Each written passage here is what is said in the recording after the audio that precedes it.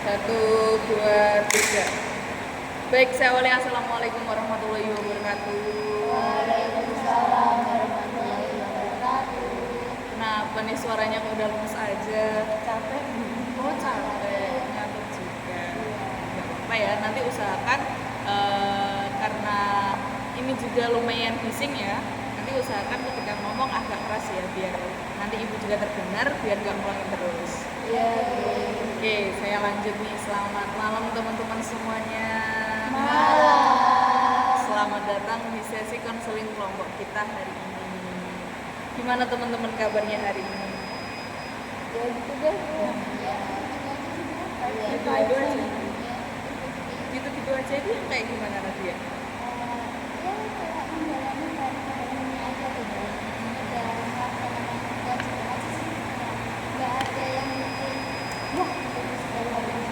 Kayak gitu. Kalau di sana? Ya sama sih. Aku juga capek banget hari ini karena ada kegiatan di luar tadi. Jadi saya juga nggak ada waktu buat ngegame. Oh kayak gitu. Iya, jadi saya bete banget ini. Kalau Khalifah?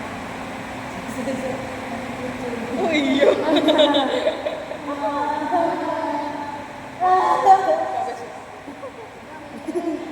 Mencelat. Gak apa-apa, kok tak ulas saya, gak apa-apa.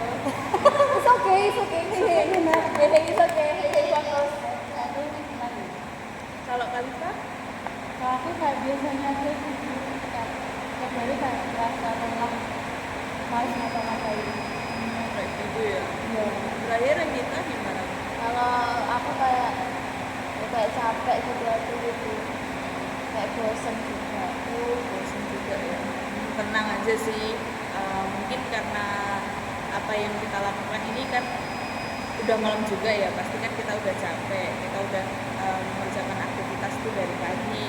Jadinya kita malamnya itu pasti capek dan udah waktunya untuk istirahat juga. Gini deh teman-teman, aku tadi lupa nih mau absen dulu sama teman-teman. Tolong nanti dijawabnya ini ya, berdasarkan apa yang sedang kalian rasakan dan juga apa yang kalian pikirkan gitu. Contohnya saya Lintang, saya senang hari ini karena bertemu dengan teman-teman dari kelompok konseling gitu ya. Contohnya. Oke, siapa yang mau mulai duluan?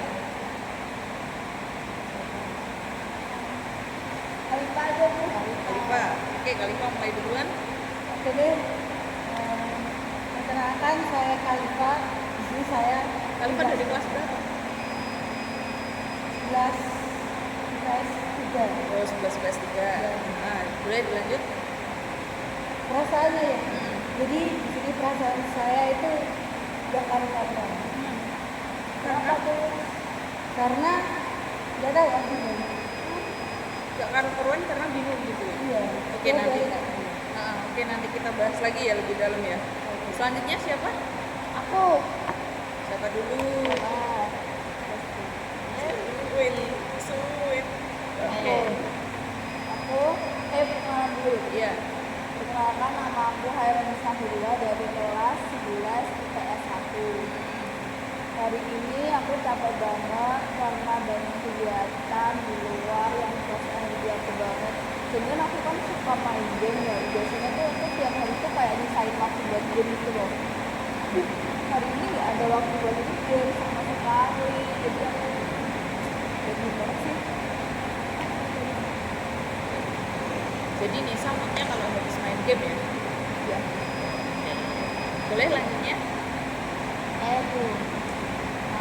Saya Rita. Saya dari kelas 11 IPA 2. Perasaan saya hari ini tuh kayak banyak pikiran gitu Bu, dan juga capek. Terus saya kan saya suka nari ya Bu. Jadinya tuh nggak punya waktu buat saya latihan nari itu. Dan kita suka nari apa? Nari tradisional. Tradisional gitu ya. Yang kemarin ikut pentas seni juga berarti ya? Iya, kemarin ikut, terus sebenarnya besok minggu depan mau ada lagi, tapi aku nggak bisa ikut soalnya itu kayak pikiran itu. Oke. Yang terakhir Kenalkan saya Nadia Putri Salsabila.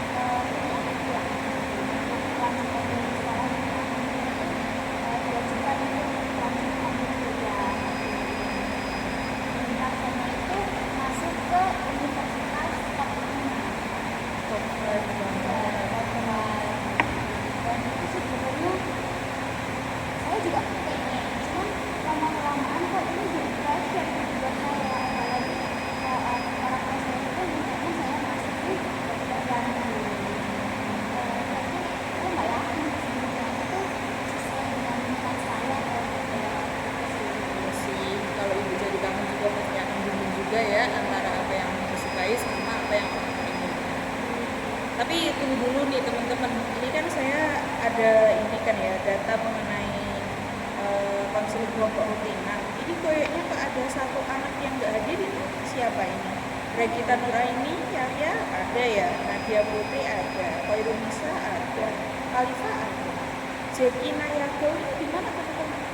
Kayak jadi emang bisa dia tuh sakit Oh sakit, udah berapa hari sakitnya? 2 hari sih. Udah jenguk belum? Nah itu ya, nanti kalau sudah 3 Ya hari. nanti aku sampaikan. Oke teman-teman, terima kasih banget udah perkenalan satu-satu, dan saya mau jelasin nih tentang tujuan kita di sini adalah untuk saling berbagi, saling mendekatkan dan mendukung satu sama lain dalam menghadapi tantangan sehari-hari. Seperti tadi kan teman-teman udah mulai menjelaskan tentang apa yang diperlukan sehari-hari nih. Mungkin nanti bisa kita bahas lagi apa-apa saja yang teman-teman ingin sampaikan kepada kita.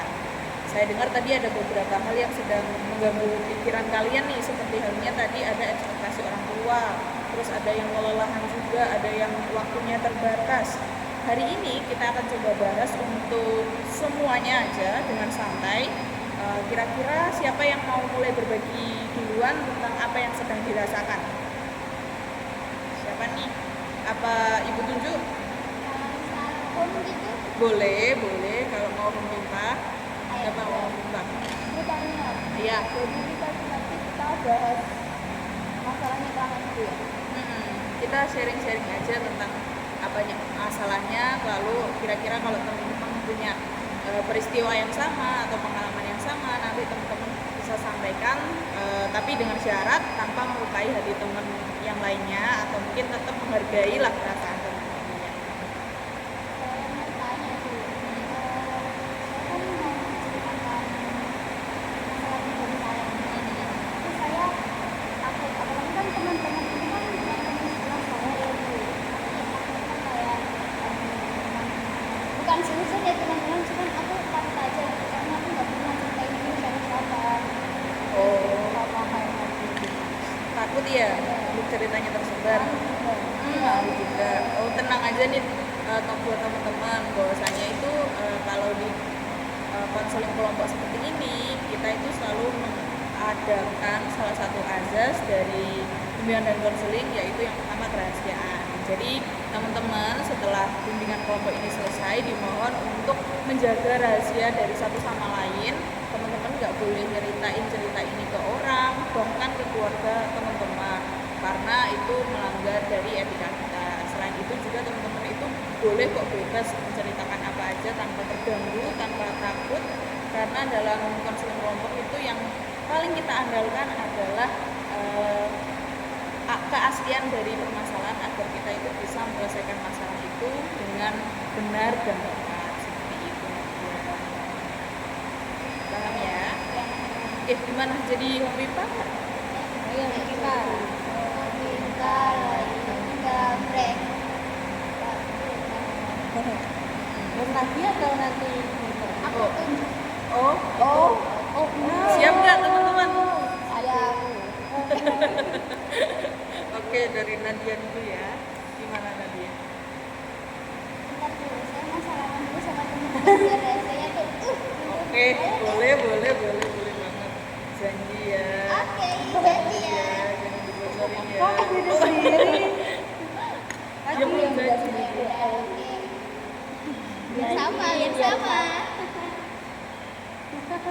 Iya deh.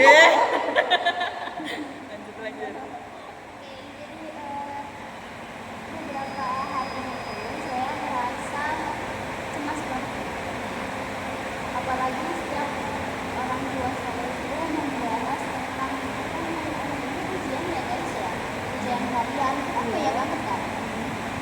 Setiap saya ujian, orang tua saya itu langsung bertanya gitu, Nadia gimana ujiannya, dapat berapa? Mereka itu nggak nanya, tapi langsung mengingat tentang saya itu apa. Dan menurut mereka ya, nilai saya, contoh menurut saya dapat matematika 95, tapi di mata mereka itu rendah gitu. Dan saya harus benar-benar dapat 100. Itu kan benar-benar gitu.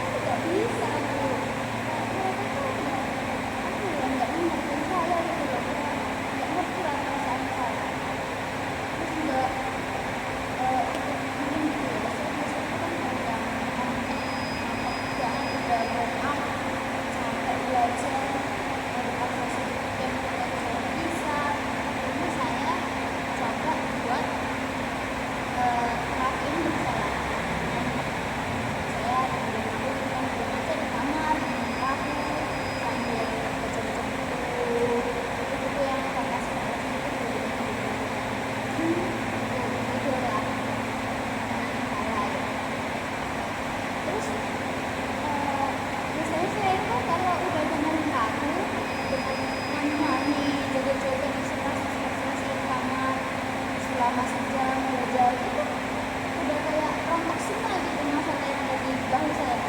Itu udah sering buat ini itu saya coba kayak gitu setiap hari setiap malam nggak bisa dong sampai saya nggak bisa tidur akhirnya. Jadi kadang di sekolah itu juga efek sih saya tidur saya juga jadi nggak fokus itu sih. Kayak gitu Nadia. Mungkin aku mau terima kasih juga ya karena Nadia udah jujur tentang apa yang dirasain. Dari penggalan cerita yang ibu dengar, Nadia ini tuh sedang mengalami stres karena ekspektasi orang tua lah ya tentang jurusan kuliah nantinya.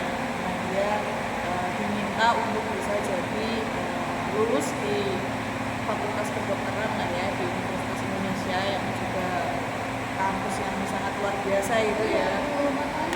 Tapi Nadia di satu sisi itu nilainya juga cenderung pas-pasan dan agak bingung gitu ya bagaimana menyikapi ekspektasi orang tua itu.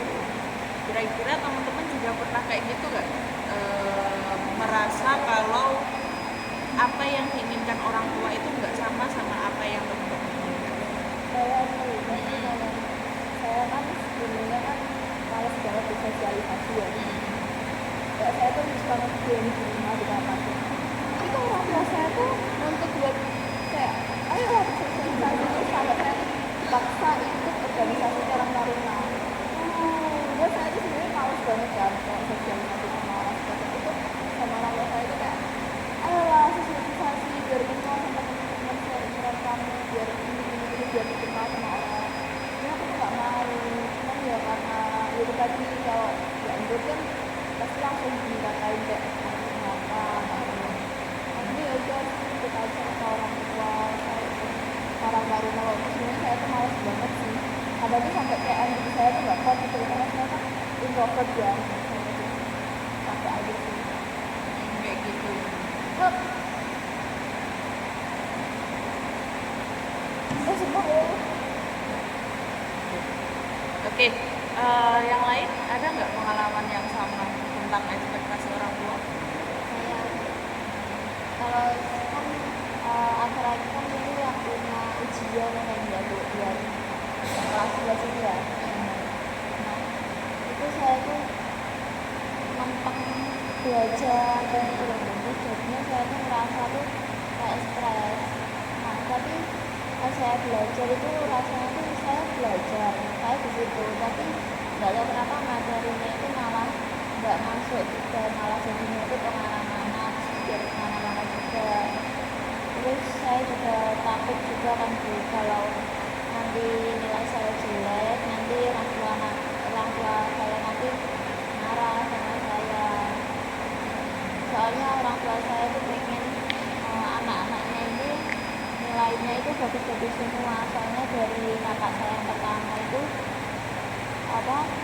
nilainya itu juga bagus-bagus. Nah terus jadinya pas kelas saya itu saya kayak diharuskan buat nilainya itu bagus jadinya saya merasa kayak terbebani gitu loh padahal saya ini udah berusaha tapi kok kayak tetap kurang gitu aja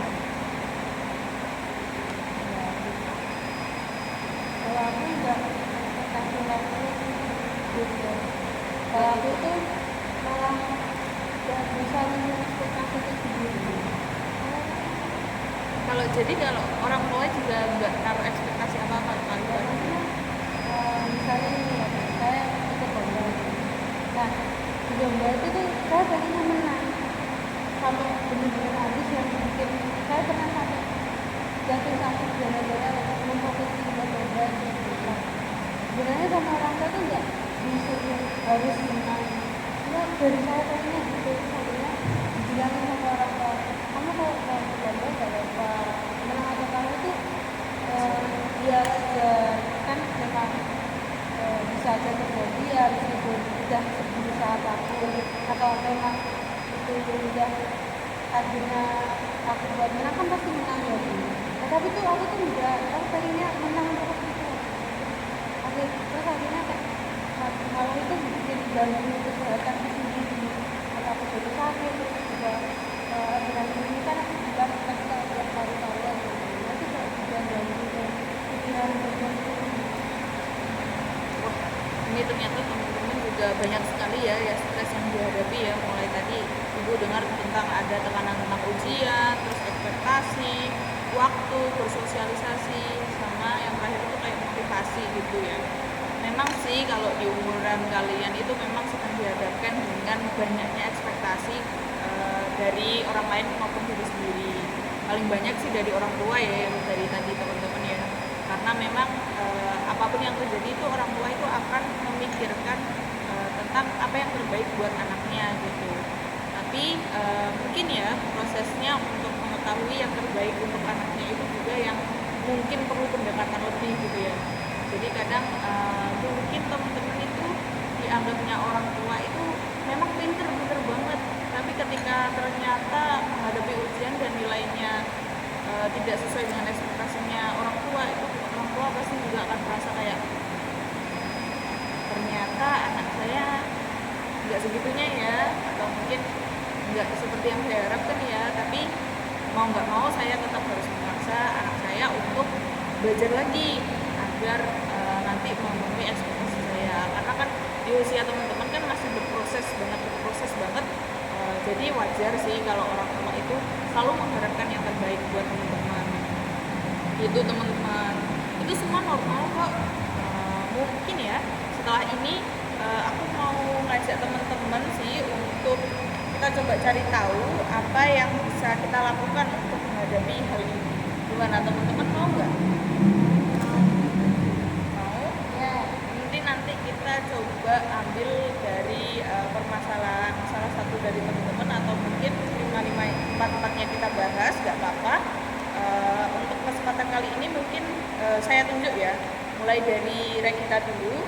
Regita, kalau kamu itu merasa bahwa ujian itu terlalu banyak, materi-materi ujian itu terlalu banyak, apa yang menurutmu bisa membantu?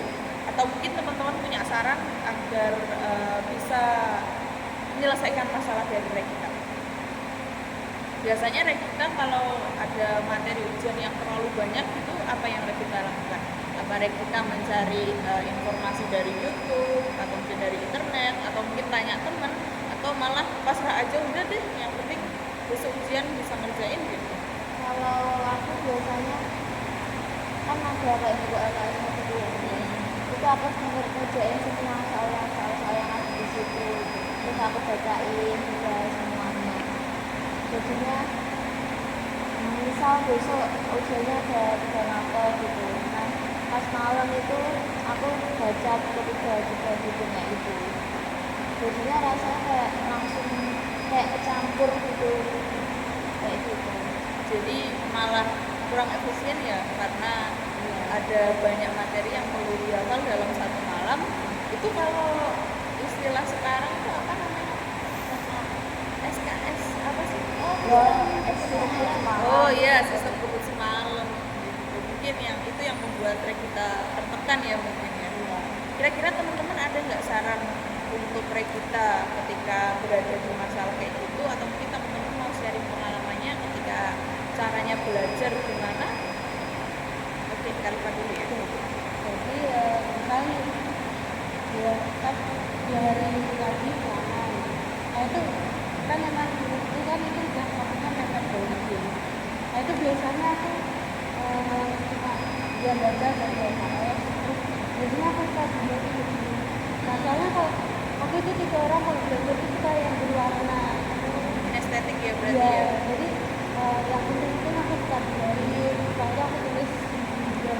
Nah belajar itu juga kayak buku-buku itu belajar kan buku-buku ya. Nah selain itu aku juga kayak mungkin dari yang dijelasin sama buku itu kan biasanya teknik-tekniknya ya sih. Nah kan juga biasanya bisa itu aku pelajarin lagi. Jadi nggak ngerjain soal langsung semua pakai. Soalnya kalau kayak gitu, kalau menurut aku itu malah nggak mempan buat aku. Ya. Ide bagus sih dari Kak Liva. Kira-kira kita udah pernah pakai sistem kayak gitu nggak? Itu kalau nggak salah itu namanya journaling ya. Jadi kita kayak ngehias catatan kita pakai stabilo, pakai warna-warna, pakai gambar itu biar catatannya itu lebih menarik gitu daripada LKS. Kalau LKS itu kan nggak ada gambar, nggak ada warnanya ya. Iya, Beneran gitu kan kita yang putih aja. iya kita yang itu jadi wah gitu. Kayaknya dari hati banget ya ngomongnya ya. Udah pernah belum kita? Kalau jurnalis itu belum pernah sama sekali sih. Nanti coba. Oke, bagus deh kalau mau dicoba. Ada lagi teman-teman yang mau ngasih saran? Oke, ya.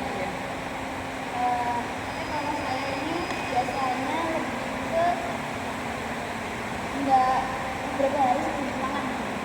Ini jangka lamanya. Kalau jangka lamanya itu saya biasanya saya kan biasanya agak males gitu kalau belajar di rumah. Tapi saya itu kalau di sekolah itu fokus banget dengerin penjelasannya. Terus habis itu di rumah itu ya udah tinggal ngerjain tugas dan melakukan tapi nggak lama-lama sekalian cuma 15 sampai 30 menit satu mata pelajaran. Terus kalau misal minggu depan ada ulangan itu saya hanya kalimat itu saya baca lagi karena kan yang sebelumnya itu udah masuk di otak kan, jadi saya ulas-ulas lagi itu udah langsung bisa. Jadi kayak saran saya waktu di kelasnya itu benar-benar perhatiin gitu, jadi biar nggak kesulitan kalau harus belajar dari awal waktu pas mau ulangan. Bisa dipahami nggak? Bisa. Ini dicoba ya tentang gimana kita menyimak lebih tajam lagi tentang apa yang dijelaskan sama guru. Buat bisa ada saran? Kalau aku mungkin sharing aja ya, tapi kan ini tergantung orang juga. Kalau kan aku lebih suka ini kalau ada visualisasinya gitu loh, itu biasanya lihat di YouTube. Tapi kalau kamu suka emang lebih suka cuma dengerin itu apa? Kalau lihat di YouTube aku belum pernah sih, belum pernah masih lagi guys. Oh iya, lebih seru gitu. Gimana boleh? aku juga ini sama Kak Elisa juga kan itu kan memang udah mepet banget nih bulan-bulannya kan ujian bulan-bulannya tujuan banget kan ulang harian ya kan dibaca. Nah itu aku malamnya ya kayak dia cari di buku kan di TikTok kan lebih pendek ya bukan short video. Nah itu kalau dari situ kayak bisa dipahami. Sebelumnya kita udah pernah coba tes gaya belajar atau belum? Belum. Belum ya? Oke, mungkin nanti dari sarannya teman-teman ya, tadi ada yang menyarankan tentang journaling, terus ada yang minta pembelajaran dari awal, terus ada juga tadi tentang lihat referensi di Google atau di YouTube kayak gitu. Nanti mungkin di pertemuan selanjutnya Ibu akan buatin kayak bimbingan kelompok mengenai bagaimana cara belajar ya. Kira-kira teman mau ikut juga? Itu nanti kita awalnya itu akan tes dulu aja, nanti teman-teman tes tentang gaya belajar teman-teman. Apakah gaya belajar teman-teman itu kan ada 3 ya, visual, auditory, sama kinestetik. Kalau visual itu biasanya yang suka gambar-gambar itu tuh visual, auditory itu biasanya anak-anak yang suka mendengarkan gitu. Kalau didengarkan aja itu udah cukup gitu. Kalau yang kinestetik itu mintanya yang selalu praktek gitu, dia harus melihat objeknya, terus harus tahu secara langsung untuk dia bisa menerima pembelajarannya. Nah, mungkin ada juga nih salah satu saran nih buat kita, bahwasanya ada itu yang namanya manajemen waktu. Mungkin kita bisa menyesuaikan nih atau mungkin membuat jadwal untuk belajar ya. Kira-kira kalau ujiannya di hari ini, berarti kita belajarnya itu harus hari apa? Mungkin 2 hari yang lalu atau mungkin 3 hari yang lalu, itu untuk memudahkan pencernaan dari materi-materi itu, biar nggak semua materi dicampurin jadi satu di hari yang sama, malah nantinya bingung kayak gitu Regina. Jadi hari beberapa hari gitu ya. Dipelajari dulu, diulas dulu, biar nggak ngambek gitu kayak gitu. Apakah bisa diterima kita dari sama-sama juga. Oke, kita lanjut nih ya dari Nadia. Nadia, kalau kamu cemas soal ekspektasi orang tua, apa yang biasanya kamu lakukan?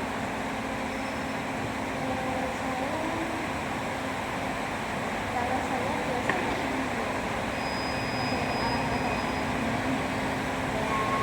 dapat gitu.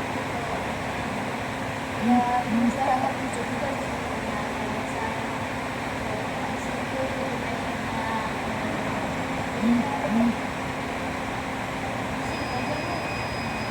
Tapi banyak gagalnya sih Bu.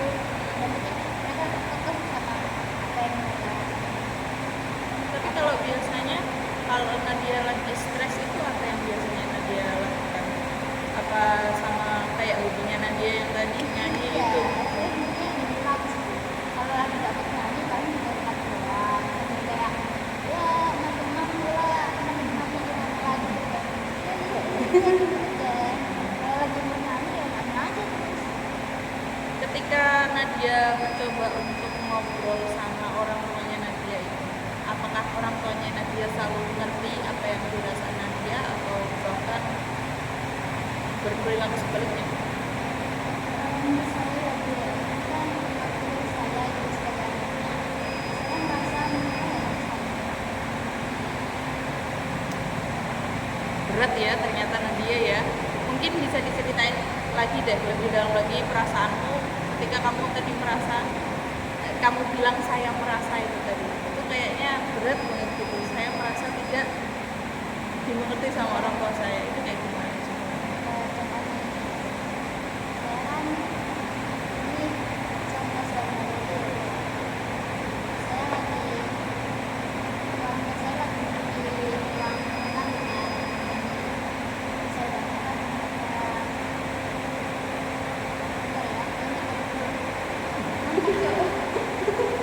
Kalau dia coba ngobrol tapi tidak bisa.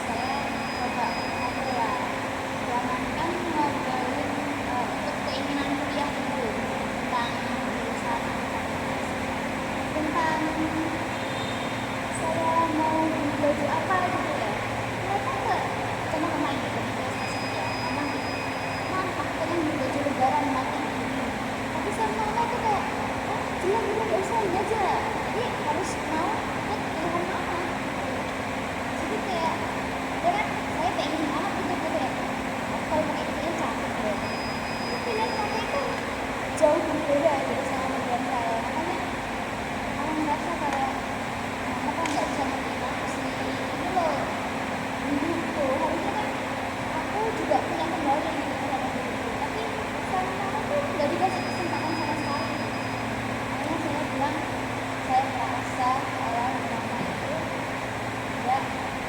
ngerti dengan saya dengan perasaan saya Wah, keren banget Nadia. Tapi pilihan untuk ngobrol sama orang tua itu udah jadi pilihan yang terbaik banget sih menurut saya ya, karena Nadia udah at least pelan-pelan itu berusaha untuk meyakinkan orang tua, berusaha untuk nyadarin orang tua lah ya kalau bahwasanya itu passionnya Nadia itu juga di sana gitu ya. Gitu. Itu mungkin butuh proses ya Nadia ya, karena sebuah perubahan itu kan pasti butuh proses yang lumayan lama juga. Otomatis untuk meyakinkan orang tua itu kan juga ya sulit ya. Nanti mungkin Nadia bisa lakukan pendekatan-pendekatan lainnya lah ya untuk nanti coba jelasin ke orang tuanya saya itu maunya ini mah, atau mungkin alternatifnya ini mah, atau mungkin Nadia juga bikin ini aja kayak semacam list gitu, list masa depan Nadia gitu. 1, 2, 3, 4, 5 itu, tapi Nadia juga mungkin sertakan juga pilihan dari orang tua, mungkin orang tuanya mau di dokteran itu di nomor 3 atau di nomor 4 itu di nomor terakhir juga terserah.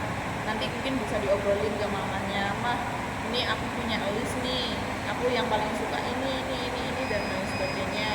Nanti Nadia coba konfirmasi ke mamanya kira-kira ditujunya yang mana, lalu mungkin dari sana kita bisa tahu jalan tengahnya gitu Nadia. Kalau teman-teman di sini ada yang pernah punya pengalaman seperti Nadia atau enggak? Atau ketika ya sama aku yang tadi sih. hmm, Tapi kalau aku sebenarnya sih kayak aku saran aku ya, emang sih nggak gampang, nggak segampang kalau ngomong ya. Itu dikomunikasikan sama orang tua.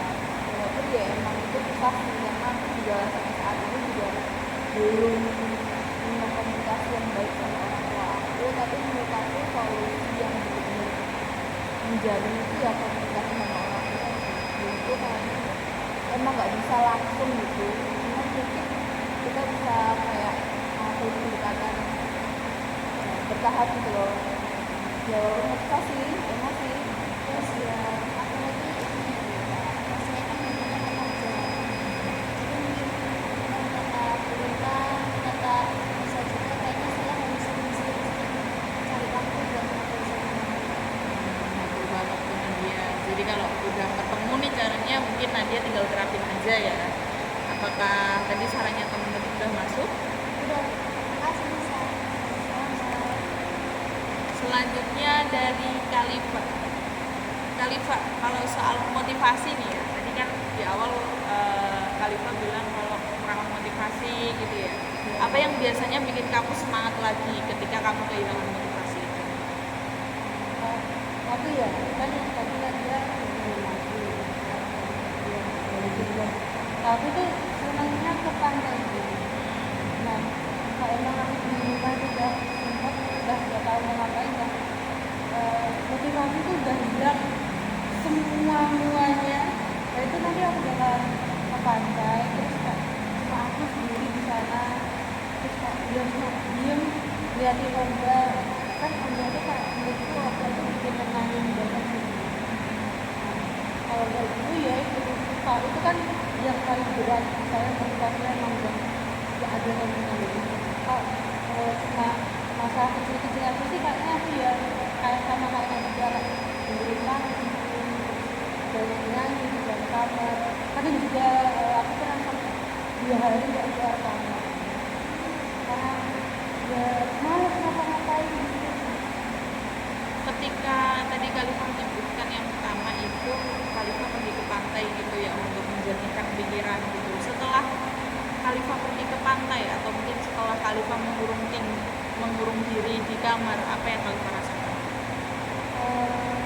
Senang sih juga semua masa itu kan hilang gitu. Nah tapi akhir-akhir ini saya nggak tahu kenapa itu kayak nggak mempan gitu. Padahal saya itu kan biasanya paling ke pantai jam 2 kan udah balik lagi nih moodnya, terus udah kayak biasa. Nah terus kemarin tuh aku baru buat lagi gitu kan, siapa tahu kan bisa ya. Terus setelah balik dari pantai ke rumah lagi itu kayak balik lagi gitu loh, kayak perasaan nggak karu-karuan, bingung, dan ya gitu lah gitu, bingung mau ngomongnya kayak gimana.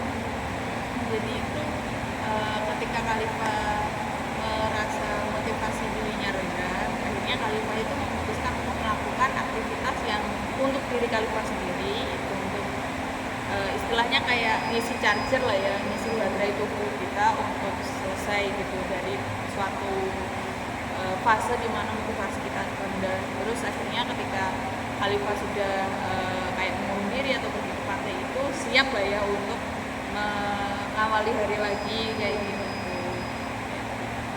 Kalau teman-teman kira-kira ada nggak sih kayak perasaan seperti halnya motivasi kalian itu sedang turun, terus kira-kira apa yang biasanya kalian lakukan? Revita di sebelah. itu biasanya juga. Tapi saya biasanya itu kalau pas banyak pikiran gitu, saya itu nulis perasaan saya di buku, nulis apa yang saya pikirin pas itu, terus kejadian apa aja yang jadinya ngebebanin pikiran aku gitu. Nah terus pas part terakhir nulis itu aku kayak bilang ke diri aku sendiri, oke, ini aku tutup, sekarang aku mau membuka lembaran baru gitu. Kayak aku gitu. Itu ide yang bagus juga tuh Kalifa. Jadi kamu melupakan perasaanmu itu secara kertas, lalu kamu menutup lembaran itu dan mencoba untuk membuka lembaran baru lagi dengan beranggapan bahwasanya yang lalu biarkan berlalu, ayo kita mulai lagi kayak gitu kan. Ada lagi gak yang lain yang mau memberi saran kepada Khalifah? Atau mungkin cukup? Cukup ya, sama ya, sama. Dan Regina makasih ya udah ngasih saran buat aku. Sebenarnya aku malah nggak kepikiran kayak mau nulis gitu, karena aku mikir kak nulis tuh aku takut nangis gitu. Kan bener-bener nulis kalau cuma diem kan paling cuma ya udah gitu. Kalau nulis itu kan kayak kita baca lagi kan, sekali kok ya nangis. Tapi nanti mungkin bisa aku coba lagi. Tapi kalau boleh tahu kenapa nih tadi Khalifah bilang tentang takut nangis, kenapa kok takut nangis? Ya soalnya Nangis kan bukan dosa, kamu kan masih nangis. Kan air mata diciptakan ya. Buat ditangisin. Iya, menyenangkan. Makanya kamu eman-eman. Eman-eman itu bahasa mana tadi ya? Bukan tinjunya ya. Ini di sayang-sayang. Oh, ya, misalnya. sebenarnya sih aku tuh kalau nangis tuh nggak tahu rasa malu gitu loh, entah nangis sendiri atau nangis di hadapan orang lain, aku kayak rasa malu, ngapain sih nangis alay gitu lah, kayak langsung terjatuh. Oh, itu berarti lingkungan itu mendukung Iya. lingkungan kamu toksik ya. Aku biasa bedanya gitu nangis Iya, ya. Iya, nggak apa-apa. Jadi nggak boleh mengolok-olok, mereka mengolok-olok. Iya. Iya, lanjut. Kalau fase ya, Bu? Yes. Kalau fase. Ya dengan sekali. Sisi, ibu aman kan? Apa? Saya tak mulai ya. Kurang menit. Aku Langsung bedanya gitu nanan. Wes lanjut aja. Aku sih. Terus aku juga tuh ngerasa kalau aku nangis langsung kejatuhan kan, ih alay, terus apaan sih gitu aja nangis, apalagi di depan orang-orang kan aku langsung mikir ini pasti orang-orang aku lemah banget kayak alay, terus ya pokoknya kayak aku langsung mikir yang negatif gitu. Jadi kok nangis tuh kayak bukan aku banget gitu loh. Berarti kamu jarang nangis. Iya. Nggak ada salahnya nangis kok Khalifah, kan nangis itu salah satu cara kita untuk mengekspresikan diri ya. Iya. Kebetulan juga kalau memang nangisnya itu takut nangisnya di luar, maksudnya dilihatin orang banyak, itu wajar sih. Mungkin bisa kayak nangisnya di kamar sendirian. Terus kamu nggak nyimpen perasaanmu sendiri gitu. Biasanya kalau nangis ditahan itu sesek gak sih teman-teman? Jadinya Iya, itu sesek. kayak pusing gitu, malah jadinya itu nanti kamu yang kenapa-kenapa gitu sih Khalifah. Kalau kok kalau mau nangis ya nggak apa-apa. Apa mau nangis di sini? Apa nggak ada ngejek kok nggak apa-apa. Nanti kita nangis bareng-bareng aja ya. Terima kasih ya Nadia sama Lisa sama Bulan juga udah kayak ya sama Regina juga. Tadi kan Regina Oh iya. udah kayak ngajarin aku kalau nangis itu gak apa-apa, wajar. It's okay. It's okay to cry. Saya juga tahu itu lagunya. Oke, kita sampai di yang terakhir nih, Nisa. Nisa ini punya masalah tentang terlalu sering main HP gitu ya.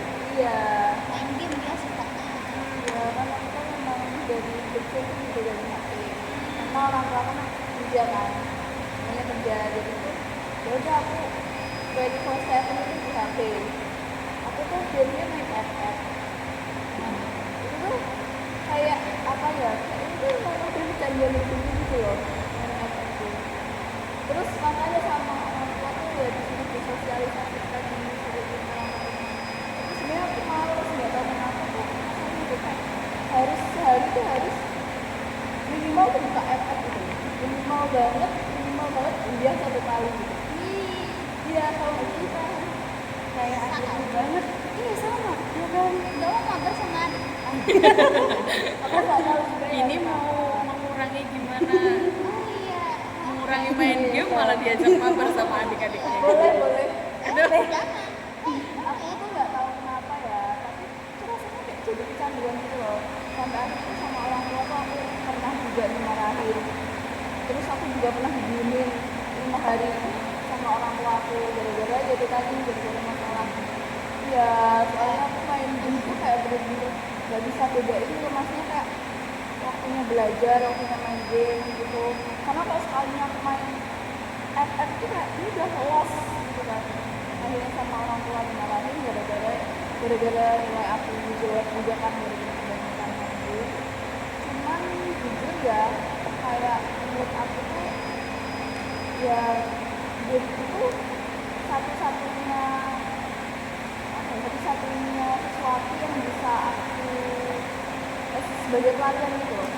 Kalau misalkan nanti tadi kan nyanyi, terus tadi kan ke pantai, menurut aku tuh ya game apapun masalahnya tuh ya aku larinya ke game. Misal aku dimarahin sama orang tua, aku larinya ke game.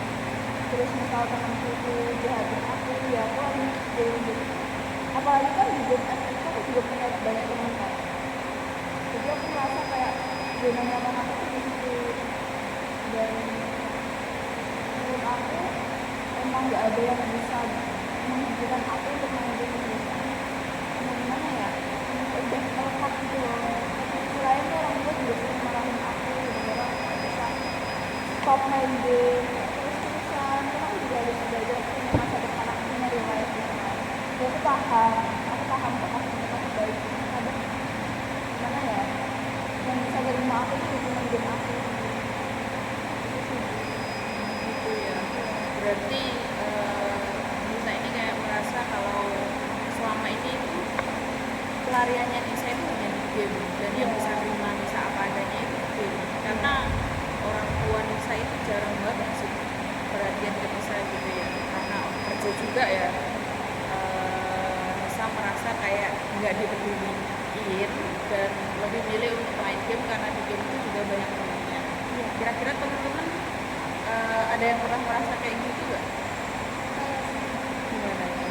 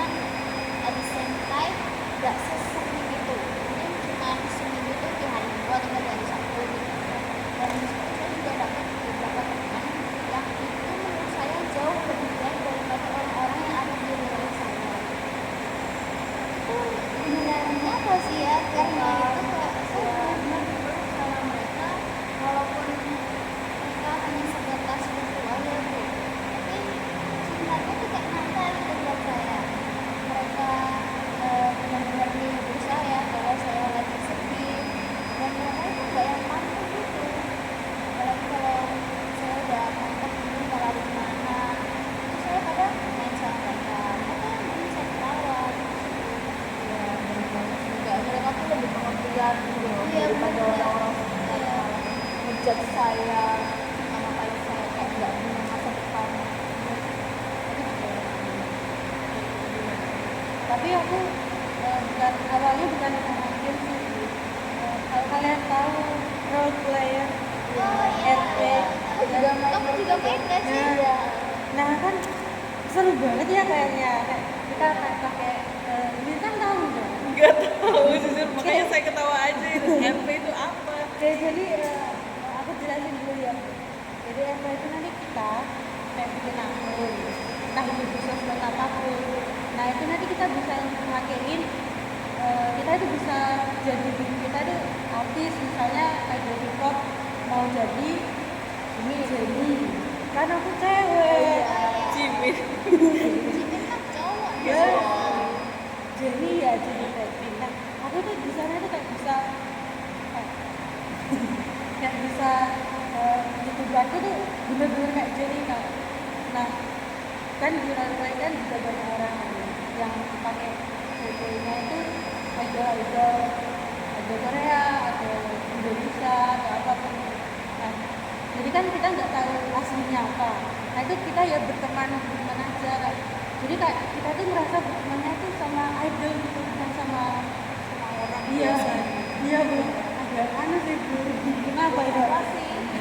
Aku Nah, kalau red RP itu karakter aku dulu kayak yang lain. oh iya, Kalau kamu apa kita? Kalau aku apa ya? Aku saya lama nggak bisa, nggak sekali Ibu gak ditanya ibu. kan Melina nggak tahu. Tanya temennya aku. Oh iya, itu kan apa? Jadi nasar. Oh my god, oh panas. Iya. Oke, kita back to topik. Nah. Lanjutin lagi. Nah di situ aku tuh kecanduan main itu sekitar ada 3 tahunan lebih Bu. Bener-bener aku tuh gak sosialisasi ke orang sekitar rumahku, tapi aku malah memperbanyak sosialisasi di RP itu. Jadi kayak aku pernah ikut grup, kayak kan grupnya kan ada kayak misalnya ada LPR itu buat hari teman, terus ada grup ini gitu. Ada juga yang sampai berkeluarga. Iya beneran. Tapi aku gak sampai kayak gitu soalnya aku masih waras. Kita nikah sama kamu. Iya gitu. Iya. Kan waktu itu temen aku kan temen kamu. Temen kamu. Terus temennya temenmu temen kamu. Nah di situ tuh aku kan ya kayak memperbanyak relasi itu di grup RP itu ada sekitar 10 grup itu aku ikuti semua. Jadi kayak kan di sana juga ada training-trainingnya gitu. Bener-bener kayak outdoor banget gitu. Nah aku ada 3 grup training gitu. Nah di situ dia keluarganya tuh keluarga banget. Terus kalau kita mau cerita apa itu kayak nggak pernah dijawab. Terus juga dia tuh kayak dukung kita gitu loh, kita nggak malah kamu salah ngapain kayak gini, terus mereka malah kayak nggak apa-apa kamu dia kayak emang dukung gitu loh. Tapi dukungnya ke yang baik, ke yang buruk. Jadi kayak bener-bener kita tuh dibikin nyaman sama di dunia RP itu. Nah tapi aku alhamdulillahnya udah berhasil keluar dari RP. Nah, dia udah berhasil apa belum? Saya nggak main. Oh, enggak apa. Banget aja tadi Nggak tahu, nggak tahu. Teman-teman saya banyak yang main. Kayak temen-temenmu kan main kan? Iya. Saya nggak tahu. Dari kayak gitu. Mungkin benar, iya. Kan tadi kan tentang game ya Bu. Nah sambil itu tuh kan aku juga ada grup circle, ya circle RP itu karena emang yang paling dekat juga Bu. Nah di situ kayak kita game baru juga kan, dulu kan bisa mabar ya Bu. Kayak kita bikin akun, nah akunnya itu benar-benar akun idol. Jadi aku bikin akun lagi gitu. Nah, kita game bisa mabar. Ada yang tuh kan pas COVID ya Bu. Jadi itu kayak bener-bener waktu itu tuh habis di game dan HP sama orang tua aku tuh bingung, ini anak kenapa di kamar terus, nggak pernah keluar gitu. Nah tapi semenjak COVID selesai kan udah bener-bener fokus di dunia nyata ya Bu. Terus aku lama-lama tuh mulai meninggalkan FB gitu. Pernah kembali lagi ke dunia itu, tapi aku lihat tuh kayak itu kok udah nggak ada ya yang benar-benar dulu udah beda, rasanya tuh udah beda, terus akhirnya beda pas berarti masalahnya hampir sama ya, bahwasannya itu Nisa ya tempatnya itu merasa bahwasannya kalau kita terlalu banyak main game itu juga nggak baik, tapi Nisa juga bingung gimana caranya keluar dari kebiasaan buruk itu. Nisa sebelumnya udah pernah nyoba untuk menyelesaikan masalah itu secara pribadi atau belum? Belum. Soalnya kan ya kan penyelesaiannya ya main game. Kalau biasa lakukan main game. Itu nggak ada selain itu. Kalau teman-teman kira-kira pernah nggak sih berada di situasi kayak gitu dan berhasil selesai dari Khalifah tadi ya mungkin ya. Tadi kamu tadi kan keseringan main roleplay. ya. Itu selesainya dengan cara gimana? Maksudnya kamu berhentinya itu apa emang gara-gara udah selesai COVID akhirnya tidak sering main game, terus nggak ada temennya juga, atau mungkin ada cara lain yang Khalifah lakukan di balik layarnya? Nah kan awalnya itu pas mau selesai gitu ya, kan kita kan nggak tahu tahunnya sudah apa, tapi tuh pas banget pas itu tuh teman-temanku tuh pada keluar gitu, keluar dari dunia mereka itu istilahnya di akun, menghapus akunnya mereka. Nah di situ aku bingung kok mereka pada habisin akun-akunnya, terus aku bingung sama siapa, aku aku kan juga bingung ya gitu. Terus aku ngebayangin temen tuh kok banyak yang nggak frekuensi, makanya aku ya udah males ya. Terus aku tuh kayak bikin kesibukan di rumah, kayak bantu mama masak atau apa gitu, tapi lebih seringnya bantu mama masak gitu.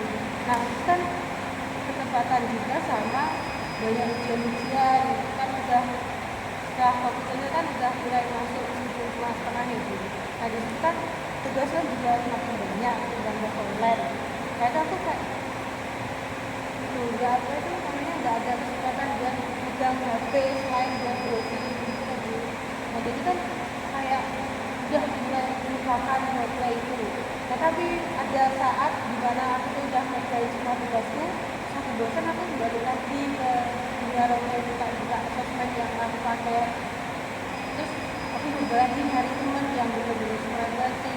Meskipun ada beberapa temanku yang belum mau satu sih, tapi kan mereka ya udah slow respon gitu sebenarnya, udah mungkin udah pada fokus ke dunia nyatanya mereka ya. Terus aku jadi mikir apa aku kayak mereka aja ya, lagi di sini kan udah nggak ada keseruan lagi kayak teman-temanku yang seru-seru itu udah pada bikin.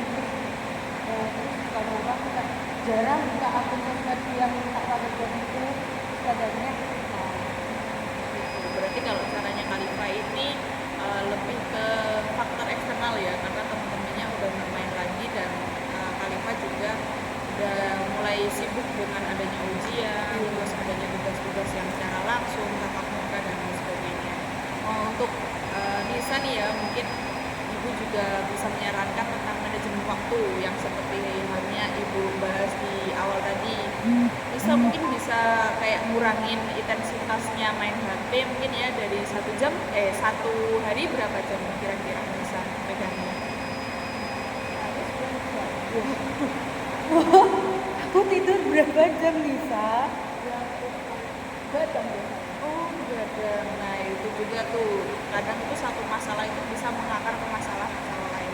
Kalau keseringan begadang, Nisa di pagi hari pusing nggak kira-kira bangunnya? Ya pusing sih. Itu juga salah satu faktornya kenapa kok kalau terlalu banyak main HP itu bisa berpengaruh lah kepada kita. Mungkin di pertemuan selanjutnya juga Ibu akan jelasin mungkin lebih spesifiknya lagi. Kita buat konseling kelompok aja tentang bagaimana kita memanajemen waktu, kita sama-sama menyelesaikan masalah kita tentang gimana caranya menyelesaikan waktu. Jadi teman-teman, ini sebenarnya Ibu juga mohon maaf ya, karena setelah ini juga ada jadwal lain. Kita sudahi dulu hari ini. Apakah ada yang ingin diceritakan lagi? Sudah cukup ya? Saya bangga sekali sama teman-teman di sini. Kalian sudah berani cerita, saling dukung. Terus saya minta untuk teman-teman selalu ingat ya, kalau ada apa-apa nanti kalian bisa menghubungi saya kapan aja. Untuk minggu depan kita coba praktekkan solusi yang kita bicarakan sama-sama ya, mulai dari permasalahannya Nadia, Regita, Nisa dan juga Khalifa. Mulai kita praktekkan sedikit demi sedikit. Apapun progresnya mungkin bisa dilaporkan kepada Ibu. Mungkin untuk sebagai penutupnya, ayo kita sama-sama latihan pernapasan, karena kan dari awal kita membahas tentang kecemasan gitu ya, stres dan lain sebagainya. Tarik nafasnya dari hidung, nanti hembuskannya dari mulut. Kita pakai hitungan 7, 4, 8. Tarik nafas 7 detik mulai dari sekarang. 1, 2, 3, 4, 5, 6, 7. Tahan balik hitungan 1, 3, 4, hembuskan 3, 4, 5, 6, 7, 8. Sekali lagi 1, 2, 3, tahan 1, 2, 3, hembuskan. Kenapa dia kok ketawa? Mungkin kita bisa praktekkan lagi di rumah ya, sama-sama ya. Tarik nafasnya 7 hitungan. Nadia kenapa masih ketawa? Iya, udah capek deh. Iya, Nadia kayak udah capek banget ya. Oke, terima kasih banyak atas kehadiran kalian hari ini. Semoga apapun yang kita lakukan bisa bermanfaat pembahasan kita hari ini, dan semoga nggak ada satupun yang membocorkan rahasia kita nanti ya. Amin. janji. Gini aja, bareng-bareng gini. Janji. Jadi sumpah mati. Oh, takut ya. Oke, saya tutup ya. Terima kasih. Wassalamualaikum warahmatullahi wabarakatuh. Selamat melanjutkan aktivitas selanjutnya. Terima kasih Bu Lisa. Sama-sama. Amin. Kami sayang Ibu. Sayang. Dia gak mau pesan-pesan. Lah ya. Sak jam 4.